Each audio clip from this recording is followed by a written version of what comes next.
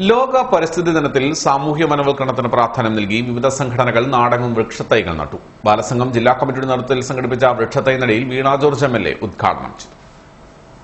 ലോക പരിസ്ഥിതി ദിനത്തിൽ സാമൂഹിക വനവൽക്കരണത്തിന് പ്രാധാന്യം നൽകി നാടെങ്ങും വൃക്ഷത്തൈ നട്ടു.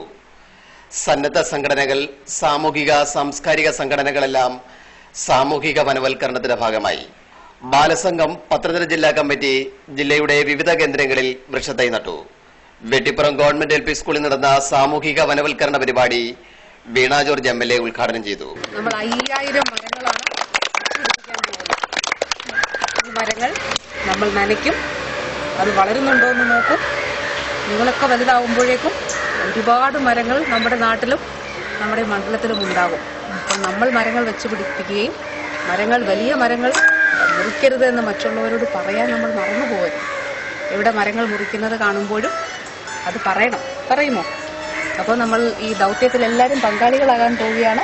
വലിയൊരു കാര്യമാണ്. നമ്മൾ വലിയ ഇന്നത്തെ പത്രത്തിലൊക്കെ പടങ്ങൾ കണ്ടതാണ്. വലിയ മുത്തശ്ശിമാരുടെയൊക്കെ പടങ്ങളുണ്ട്. ഒരുപാട് വർഷം, നൂറ്റാണ്ടുകൾ പഴക്കമുള്ള വൃക്ഷങ്ങളുടെയൊക്കെ പടങ്ങളൊക്കെ നമ്മൾ കാണുന്നുണ്ട്.